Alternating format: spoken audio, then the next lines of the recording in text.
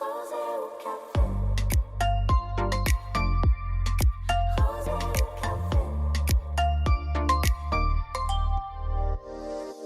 Hello. Tu m'as jamais fait un hello comme ça. Elle m'a fait un hello corporate. Hello. Non mais c'est très bien, bonjour, bienvenue. Bonjour à tous et bienvenue dans cet épisode de podcast qu'on dédie à notre offre professionnelle, notre offre B2B.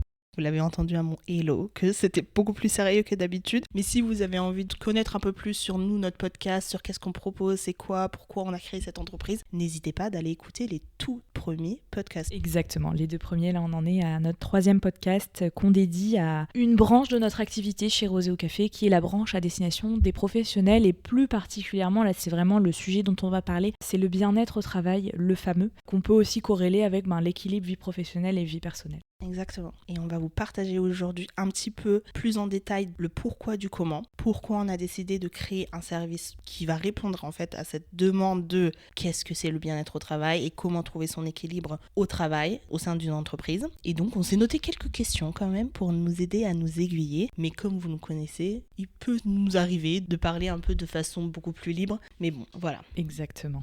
Donc tout d'abord, Léa, pour ceux qui ne nous connaissent pas, qui est-ce qu'on est ? Qui sommes-nous ? Eh bien nous sommes Kira et Léa. Enchantée. Et nous sommes les fondatrices de Rosé au Café, qui est une agence de bien-être. Comme on vous a expliqué dans les précédents épisodes, on a une partie de notre offre qui est à destination des particuliers. On fait des accompagnements à travers notamment la méthodologie fabuleuse du coaching. Et on a également une activité qui est dédiée pour le B2B.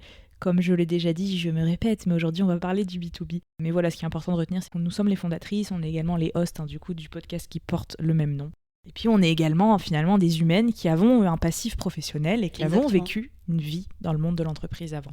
Oui, donc on a été salariés à un certain moment et juste avant de créer notre entreprise, moi personnellement j'ai vécu un burn-out qui a été très décisif aussi dans la direction que j'ai pris aujourd'hui dans ma vie, de vouloir travailler sur le bien-être au travail et vouloir proposer une solution à un problème qui nous est apparu à un certain moment de notre vie. Léa, tu vas nous raconter aussi un peu ton expérience parce qu'elle était différente de la mienne mais comparable. Et ouais, où on a aujourd'hui créé une solution qui répond à un besoin que nous on avait. Exactement, en fait on a vécu quasiment simultanément, vous le savez pour ceux qui connaissent un peu notre histoire, mais on a eu une espèce de quête de sens. Toi, l'impulsion ça a été de vivre malheureusement un burn-out qui t'a beaucoup impacté, qui a aussi été un tremplin pour ce que t'es aujourd'hui, d'ailleurs finalement faut le dire aussi. Aujourd'hui on voit que le positif. Mais moi ce que j'ai vécu, pour faire un parallèle, c'était plutôt un déséquilibre sincèrement structurel entre ma vie professionnelle et ma vie personnelle. Ma vie pro a pris beaucoup plus de place sur ma vie perso. Je m'en suis absolument pas rendu compte, mais en fait, que ça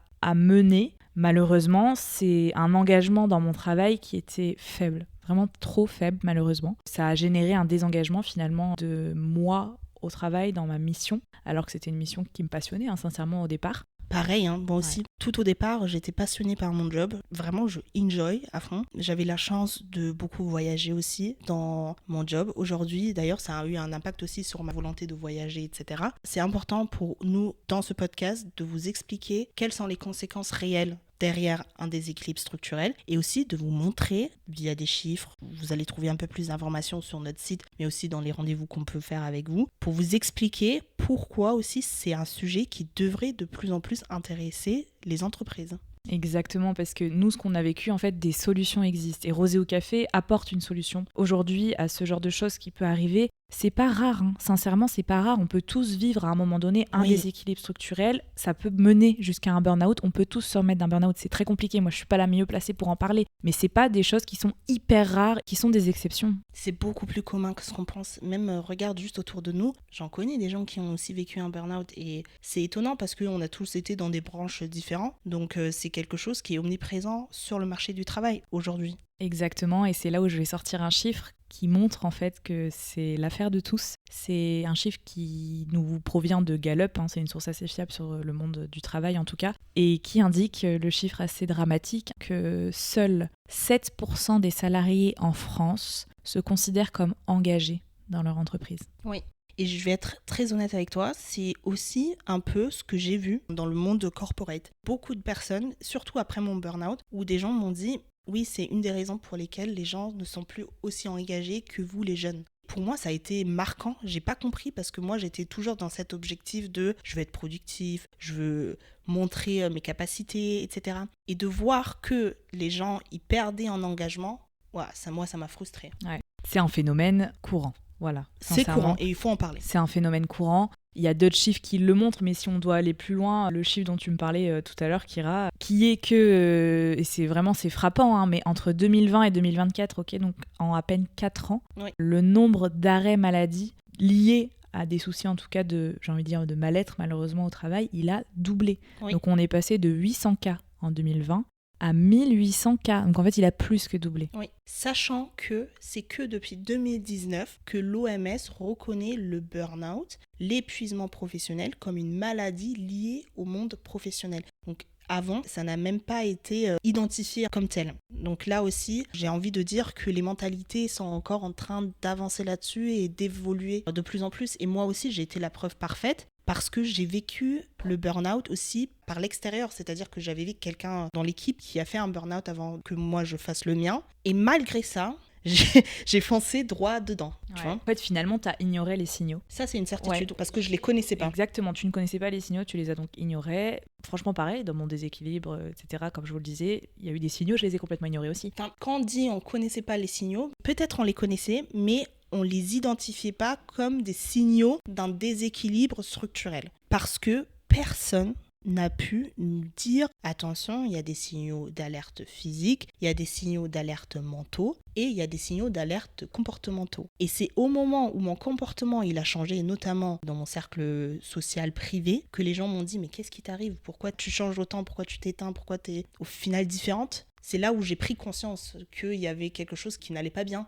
Et c'est au moment où j'ai pris conscience de ça que là, vraiment, c'est comme s'il y a eu un clic, tu sais, dans ma tête. Et j'ai compris que tous mes signaux de fatigue, de signaux physiques qui étaient vraiment là depuis des semaines, des mois, c'était lié à ça. Ouais, et que c'était pas normal. Exactement. Donc en fait, aujourd'hui, ce qu'on veut faire passer comme message avec Kira, c'est que ça existe. On peut plus fermer les yeux sur ça. Ce n'est pas un sujet tabou, ça ne doit pas l'être. On en parle très ouvertement. Et on veut aujourd'hui pouvoir avoir un impact dans le fait que les langues se délient. Oui. Qu'on va parler de tout ça, que ces fameux signaux dont on parle depuis tout à l'heure, ils existent. Il y a un vrai besoin de les montrer, de les pointer du doigt, de les repérer et d'apprendre du coup à mettre en place des stratégies de régulation. Voilà, exactement, pour pouvoir contrer ces signaux d'alerte-là. Donc tout ça, c'est vraiment ce qu'on a voulu fournir comme solution à travers Rosé au café, donc à destination des professionnels. Sous quelle forme, Kira ? Sous la forme d'une conférence atelier. Pourquoi ? Parce que nous, avec notre expérience, Léa l'a dit tout à l'heure, elle a vécu aussi un déséquilibre structurel. Donc, il y avait des signaux que tu avais qui étaient peut-être pas aussi poussés dans l'extrême que dans un cas de burn-out, mais qui étaient présents et qui ont déséquilibré et qui ont eu un vrai impact sur ton engagement. Tu vois, ça, c'est un fait et ça existe dans plein d'entreprises. Et donc, la solution qu'on a voulu créer, c'était une solution qui répondait à nos besoins qu'on aurait eu à ce moment-là. Et je suis convaincue que si j'avais eu une conférence atelier à ce moment-là, je n'aurais pas fait de burn-out. Et pour vous dire, à la fin pendant mon burn-out en tout cas, où j'ai décidé de quitter l'entreprise et de ne pas revenir, mon directeur à l'époque, il m'avait posé une question. Il m'avait dit, est-ce que Kira, tu penses que c'est possible de revenir après un burn-out ? Parce que effectivement, moi, mon entreprise, il m'avait accompagnée dedans. C'est-à-dire que j'avais fait du mi-temps après, il m'avait facilité quand même le retour, etc. Mais malgré ça, je n'ai pas réussi à revenir au même niveau de performance qu'avant. Et j'avais pas de réponse à l'époque. Je lui disais, écoute, j'ai pas de réponse à te donner forcément. Voilà. Et bien la réponse, je l'ai aujourd'hui. Et la réponse, je vais vous la donner, c'est ça aurait pu être évité si on agit avant la rupture. Exactement. Qui mieux que toi pour parler de ça ? Mais agir avant la rupture, c'est finalement notre mission. Exactement. Notre intervention, l'idée, c'est de pouvoir donner les clés aux collaborateurs, à tous, sur ces fameux signaux, sur les fameuses stratégies de régulation. C'est aussi de vous montrer à quel point le bien-être au travail, c'est du gagnant-gagnant. C'est un véritable... Oui, ça, c'est incroyable. Ouais, ça, c'est assez incroyable. C'est un véritable levier win-win. C'est-à-dire que la santé, finalement, au travail de vos salariés, lorsqu'elle est améliorée, elle a un véritable impact sur aussi la santé de l'entreprise et finalement le profit, etc. Ce qui est sûr et certain, c'est qu'il n'y a pas beaucoup de leviers de performance aujourd'hui qui existent, qui agissent en même temps sur la croissance de votre entreprise et donc sur la productivité, sur l'innovation, sur l'engagement, sur la baisse de l'absentéisme, sur l'augmentation du chiffre d'affaires. Et en plus, en parallèle, il agit sur l'humain. Et ça, c'est incroyable. Enfin, ça, il faut vraiment que vous compreniez que c'est une situation win-win. Exactement. Voilà. Et c'est assez frappant même de parler de levier de performance. Oui, le bien-être au travail aujourd'hui est un levier de performance. On peut peut-être parler d'un autre chiffre qui le montre, mais quand je vous parlais tout à l'heure des fameux 7% d'engagement en France, c'est assez dramatique. Il faut savoir qu'il y a des études qui ont été faites et qu'il y a certaines choses qui ont été mises en place dans des entreprises qui ont été étudiées et ces certaines choses sont des best practices. Ce genre de choses que nous on propose, des conférences, des ateliers sur le bien-être, etc., en fait partie de ces best practices et les résultats sont frappants, c'est que le taux d'engagement qui est parti de malheureusement très bas suite à la mise en place de best practices dans ces entreprises qui ont été étudiées, et ben ce taux d'engagement a pu grimper jusqu'à 70%. Donc 7 salariés sur 10 contre moins d'1 sur 10. C'est fou, hein. Je fais exprès une petite pause pour que voilà, on laisse redescendre un peu l'information parce que c'est hyper important qu'on se rende compte à quel point ça peut agir sur votre productivité. C'est rare, vraiment. Moi, j'avais fait avant un travail plus dans le management et donc on regardait beaucoup les chiffres, etc. Et c'était difficile parfois de trouver le levier qui nous permettait d'aller chercher encore plus, tu vois, au lieu de, enfin, autre que d'augmenter les prix, etc. Là, vous avez vraiment une solution qui est simple, c'est d'agir sur le bien-être au travail. Et ça, c'est une réalité. Exactement. Par contre, qui est aussi une autre réalité, c'est que il faut aussi qu'on soit clair là-dessus. Pour une entreprise, il faut qu'elle a un avantage à mettre en place les fameuses best practices, ou en tout cas un équilibre bien-être. Et donc, il faut commencer à décrypter et à comprendre un peu plus de quoi on parle. Qu'est-ce que c'est le bien-être au travail et pourquoi on parle plus d'une work-life balance, mais plutôt d'une work-life integration. Il y a eu un changement. Il y a eu des innovations qui ont lieu sur le marché du travail et donc il y a un changement dans notre façon de travailler. Ouais. Et j'ai l'impression que beaucoup dans les entreprises ont du mal à faire ce changement-là, mais il faut commencer par comprendre. Et pour comprendre, la conférence atelier qu'on propose, elle est parfaite. Et pourquoi, Léa ? Eh bien, tu l'as très très bien dit, mais nous, dans notre conférence atelier, effectivement, on a 4 grandes parties dans notre mission et la première, c'est décrypter. Effectivement, quand Kira, elle parle de work-life integration, c'est vraiment... Alors, comment le dire, mais il faut que je pose l'impact sur ce mot-là, mais c'est hyper important de comprendre qu'on n'est plus sur un équilibre véritablement tel qu'il est défini, on n'est plus sur une work-life balance, on est sur une work-life integration, notamment avec le télétravail qui est arrivé en 2020.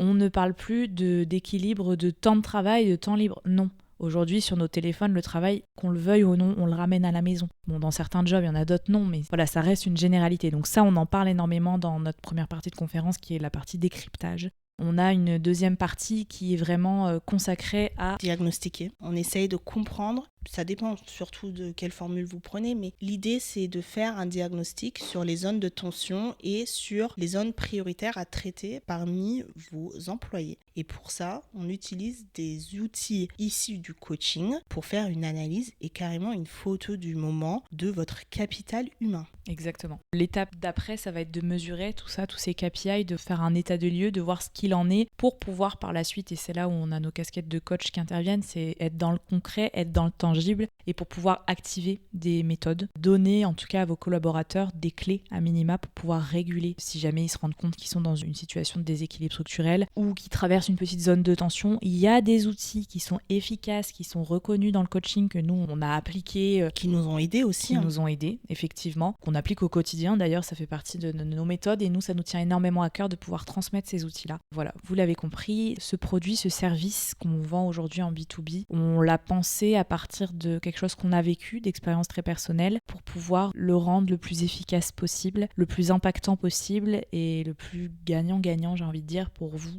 en tant que décideur dans une entreprise et vous en tant que collaborateur dans une entreprise. Exactement. Et donc, on a créé une offre qui est sur mesure. Donc, on va l'adapter à vous, à votre stratégie, parce que c'est hyper important que les entreprises qui décident d'intervenir sur le bien-être au travail ont aussi un impact qui est durable. Et donc, pour ça, on va notamment parler de stratégie de soutien. Qu'est-ce que l'entreprise peut mettre en place aujourd'hui de façon simple, de façon efficace pour aider les collaborateurs à atteindre ce fameux bien-être au travail.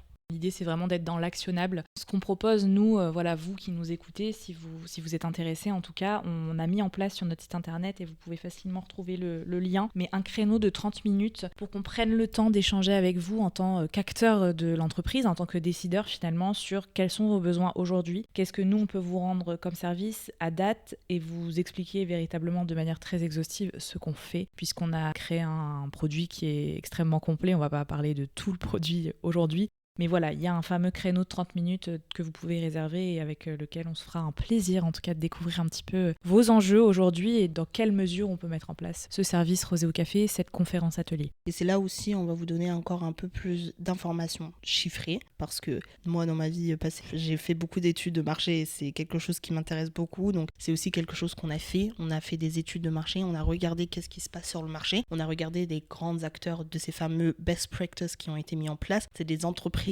importantes qui pèsent sur le marché, comme Netflix, comme Microsoft, qui ont sauté cette étape. Donc, n'hésitez pas à vous renseigner un peu, comme Léa l'a dit, sur le site. Cet épisode podcast a été aussi en objectif de vous donner un peu plus ce feeling de qui on est, de comment on se présente, comment est-ce qu'on en parle. Mais encore une fois, pour en découvrir un peu plus de notre offre, n'hésitez pas de prendre ce fameux rendez-vous des 30 minutes. Exactement. On a hâte de vous rencontrer. On est heureuse aujourd'hui de pouvoir proposer ce service aux entreprises parce qu'il y a un vrai sens pour nous derrière. Il y a comme une espèce de mission qui nous anime à travers ça. Donc pouvoir intervenir en tout cas dans vos entreprises dans un futur proche, je l'espère, c'est un vrai plaisir pour nous. Ouais. Et pour encore une fois terminer sur ça, peut-être, nous, on a vraiment à cœur d'intervenir sur partager les informations, mettre en place des outils, mettre en place des stratégies et après accompagner aussi dans la post-conférence de donner quelques chiffres, de parler réellement, concrètement des choses factuelles. On est dans le réel, on est là pour actionner, on a des formations de coach et ça se ressent en tout cas dans notre accompagnement. On est convaincu que notre solution, ça aurait été la solution parfaite pour nous à cette époque-là où on aurait eu besoin de ça. Je suis convaincue que ça aurait évité en tout cas un burn-out aussi lourd. Parce que faut pas oublier que moi, personnellement, ça m'a pris 2 ans pour en sortir complètement, pour retrouver mon énergie du début. Et qu'en général, ça dure entre 6 mois et 2 ans pour vraiment sortir d'un déséquilibre structurel qui a eu des impacts sur l'endurée. Ouais. Et encore une fois, personne n'est épargné de ça. Exactement. Ça concerne tout le monde. Voilà. Il faut en parler. Âges, tous les métiers. Tout. Ça peut arriver très tard dans une carrière, très tôt dans une carrière. Il n'y a absolument pas de règle. Exactement, c'est important de le dire. Donc, vous aussi, vous êtes concernés, mes chers madames et messieurs. Voilà. Vous écoutez. Exactement. On vous remercie en tout cas pour votre écoute. On est contente, on est heureuse d'avoir pu vous transmettre tout ça. On a encore tant de choses à dire. Et si vous avez d'autres questions, vous pouvez aussi nous envoyer un mail sous le mail contact@roseaucafé.fr. Voilà, on vous dit à très bientôt. On vous embrasse et prenez soin de vous. Ciao. Bye.